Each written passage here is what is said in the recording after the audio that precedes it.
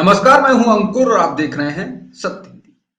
सत्य हिंदी के इस खास कार्यक्रम में हम बात करते हैं दिन भर की बड़ी खबरों पर और करते हैं उनका विश्लेषण। तो पहले एक नजर डाल लेते हैं उन खास हेडलाइंस पर। कैराना में कार में मिली लावारिस ईवीएम जांच के आदेश। प्रियंका के घर घर प्रचार पर केस दर्ज, चुनाव आयोग पर फिर से उठे सवाल। हिजाब विवाद में सुप्रीम कोर्ट का तुरंत सुनवाई से इनकार, लोगों ने मनाया हिजाब डे। आशीष मिश्रा को जमानत, अखिलेश बोले जीप से कुचलने वाला बाहर आ गया है।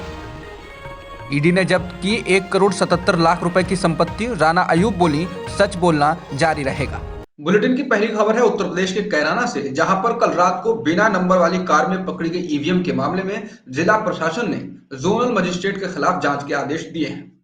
दूसरी तरफ डीएम का वीडियो बयान आज आया है, जिसमें वो कह रही हैं कि इसमें कुछ ऐसा नहीं हुआ है, मशीन को पहुंचाया जा रहा था, पूरी कार्रवाई की वीडियोग्राफी कराई गई है। लेकिन सवाल यह है कि जब कुछ भी गड़बड़ नहीं हुआ है तो मामले की जांच किस लिए कराई जा रही है। समाजवादी पार्टी ने इस मामले में तमाम तरह के शक जाहिर किए हैं। कल प्रथम चरण के मतदान के दिन ईवीएम खराब होने की सबसे ज्यादा शिकायतें कैराना से ही आ रही थी। उत्तर प्रदेश के कैराना में समाजवादी पार्टी के कार्यकर्ताओं को कल रात बिना नंबर प्लेट वाली गाड़ी में लावारिस इलेक्ट्रॉनिक वोटिंग मशीन यानी ईवीएम मिली। कैराना उन 58 विधानसभा क्षेत्रों में से एक है जहां गुरुवार को पहले चरण के मतदान के लिए मतदान हुआ था।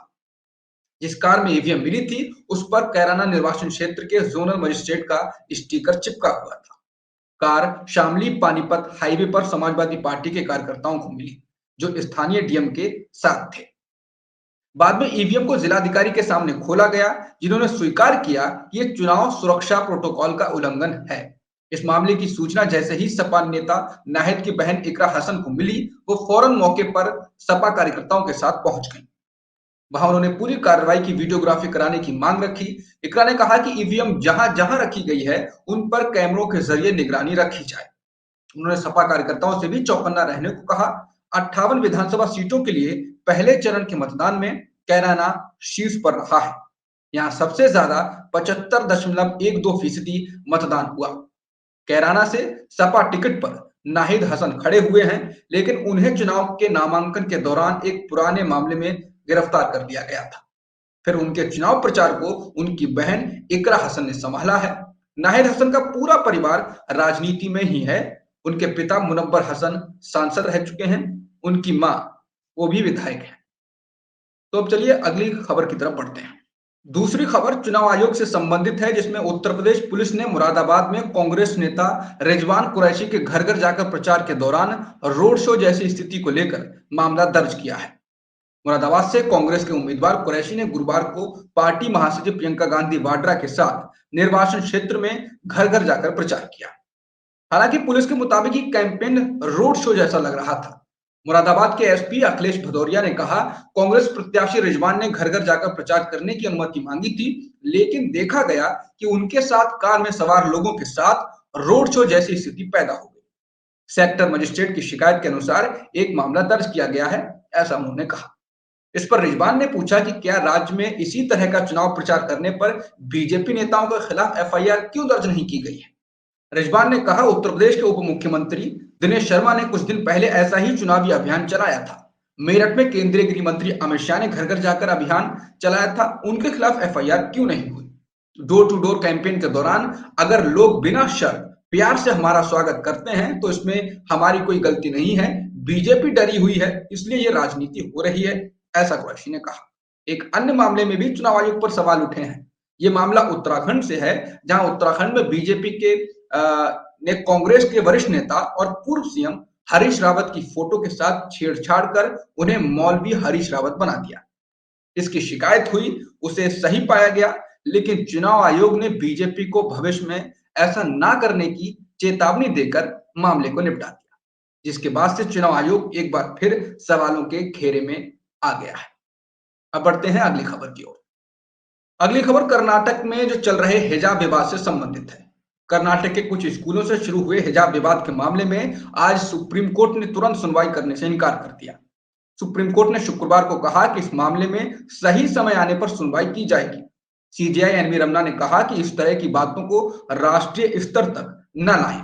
सुप्रीम कोर्ट में कर्नाटक की एक छात्रा ने याचिका दायर कर कर्नाटक हाईकोर्ट की सलाह को चुनौती दी। कर्नाटक हाईकोर्ट ने गुरुवार को कहा था कि स्कूल और कॉलेजों में तब तक किसी तरह के धार्मिक कपड़े न पहने जाएं जब तक अदालत इस मामले में फैसला नहीं सुना देती है, यानी कि सुनवाई चल रही है। सुनवाई के दौरान जब एक वकील ने इस दलील को रखा कि मुस्लिम छात्राएं पिछले 10 साल से हिजाब पहन रही हैं और इस मामले के दूरगामी प्रभाव हो सकते हैं, तो सुप्रीम कोर्ट ने कहा कि इस मामले को बड़े स्तर पर न फैलाएं। अदालत ने कहा कि हम नहीं जानते कि क्या हो रहा है, लेकिन सोचा जाना चाहिए कि क्या इस तरह की बातों को दिल्ली तक लाना ठीक है। सीजेआई रमना ने कहा कि अगर कहीं कुछ गलत होता है तो हम उसे देखेंगे। उन्होंने कहा कि हम यहाँ पर सभी नागरिकों के मौलिक अधिकारों की सुरक्षा करने के लिए बैठे हुए हैं। सुनवाई के दौरान सॉलिसिटर जनरल तुषार मेहता ने कहा कि जब कर्नाटक हाईकोर्ट का कोई आदेश इस मामले में नहीं आया है, तो इसे सुप्रीम कोर्ट में कैसे चुनौती दी जा रही है। उन्होंने कहा कि इस मामले में हाईकोर्ट को फैसला करने दिया जाए और इसे किसी भी तरह का धार्मिक या राजनीतिक रंग नहीं दिया जाना चाहिए।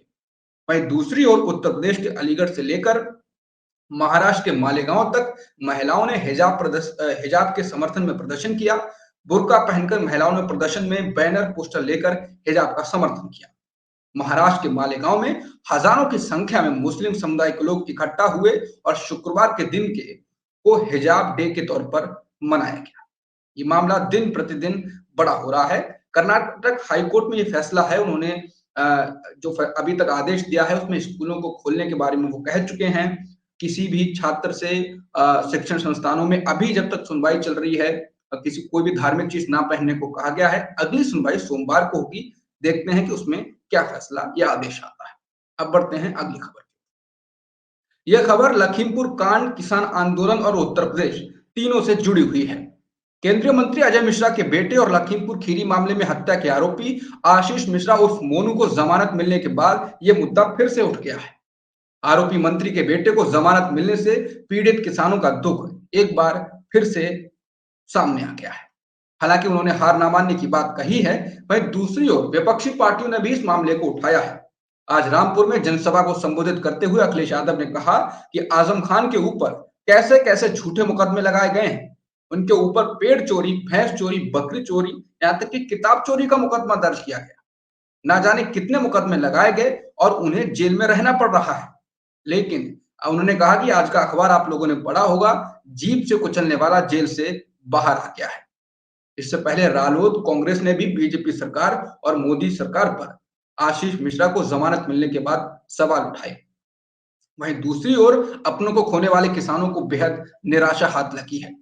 पिछले साल 3 अक्टूबर को आशीष मिश्रा की कार से कुचले गए 19 वर्षीय गुरविंदर सिंह के पिता सुखविंदर सिंह ने कहा, आशीष मिश्रा को इतनी जल्दी जमानत मिलना अच्छा संकेत नहीं है।